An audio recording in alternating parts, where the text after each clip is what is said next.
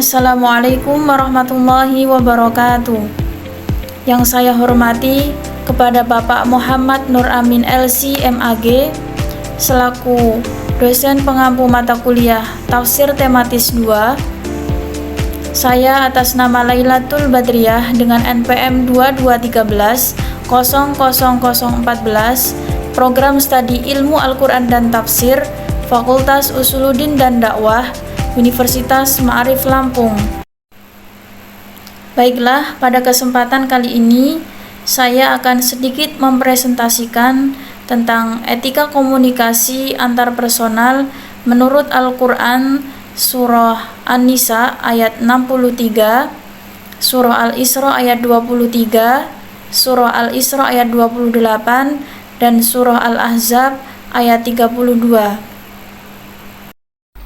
Apakah etika komunikasi antar personal menurut Al-Quran Surah An-Nisa ayat 63? Etika komunikasi antar personal menurut Al-Quran Surah An-Nisa ayat 63 dijelaskan pada ayat Qaulam baligho.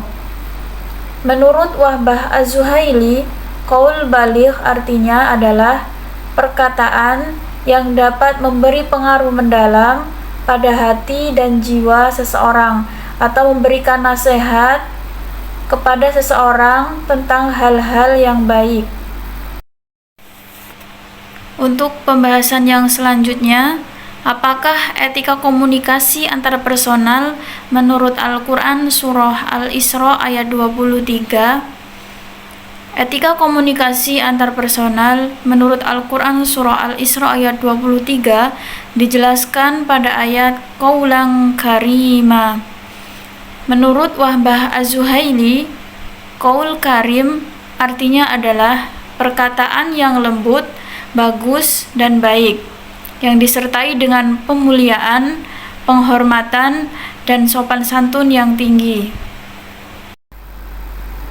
Apakah etika komunikasi antar personal menurut Al-Quran Surah Al-Isra ayat 28? Etika komunikasi antar personal menurut Al-Quran Surah Al-Isra ayat 28 dijelaskan pada ayat Qaulam maisura. Menurut Wahbah Az-Zuhaili, qaul maisur di sini memiliki arti tidak jauh beda dengan qaulan karima. Qaul maisur di sini artinya adalah segala bentuk perkataan yang lembut, baik, dan melegakan ketika berbicara kepada seseorang. Untuk pembahasan yang selanjutnya, apakah etika komunikasi antar personal menurut Al-Quran Surah Al-Ahzab ayat 32? Etika komunikasi antar personal menurut Al-Quran Surah Al-Ahzab ayat 32 dijelaskan pada ayat Qaulam ma'rufa. Menurut Wahbah Az-Zuhaili, qaul ma'ruf dalam konteks ayat ini diartikan sebagai perkataan yang baik dan terhormat, serta perkataan yang tidak lembut dalam artian negatif, dan perkataan yang tidak manja dalam artian sebuah perkataan yang dapat memancing hasrat seseorang untuk berbuat hal-hal yang tidak baik. Kemudian pembahasan yang selanjutnya, apakah isi kandungan yang terdapat dalam Al-Quran Surah An-Nisa ayat 63? Isi kandungan yang terdapat dalam Al-Quran Surah An-Nisa ayat 63, ayat ini menyatakan dengan tegas bahwa mereka itu adalah orang-orang yang telah diketahui apa yang tersimpan di dalam hati mereka, yaitu sifat dengki dan keinginan untuk melakukan tipu yang merugikan kaum muslimin. Allah menunjukkan kepada kita 3 cara untuk menghadapi orang-orang munafik. Yang pertama, berpaling dari mereka. Kemudian yang kedua, menasihati dan mengingatkan mereka kepada amal-amal kebajikan, supaya hati mereka menjadi lembut.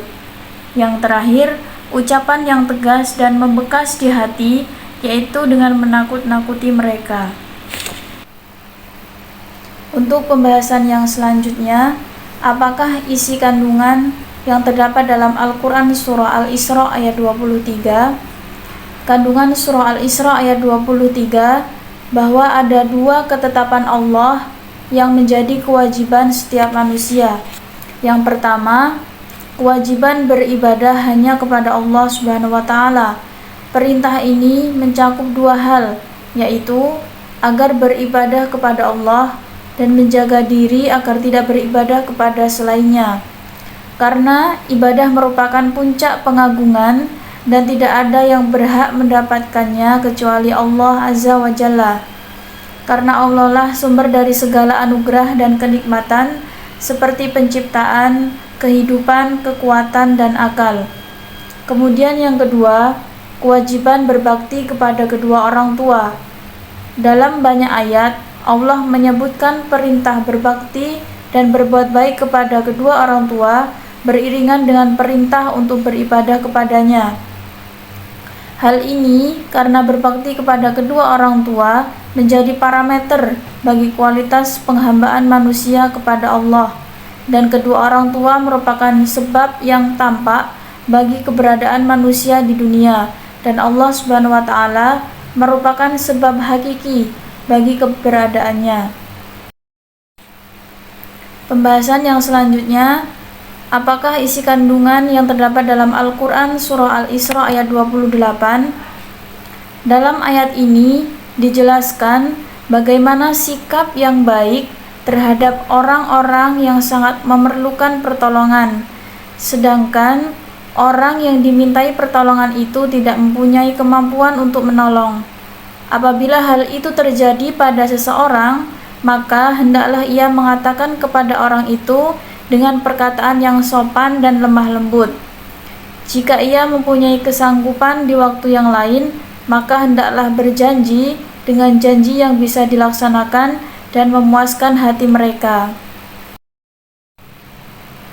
Kemudian masuk ke pembahasan terakhir, yaitu apakah isi kandungan yang terdapat dalam Al-Quran Surah Al-Ahzab ayat 32? Pada ayat ini, Allah memperingatkan kepada istri-istri Nabi bahwa mereka dengan julukan Ummahatul Mukminin sama sekali tidak dapat dipersamakan dengan perempuan mukminat yang manapun dalam segi keutamaan dan penghormatan.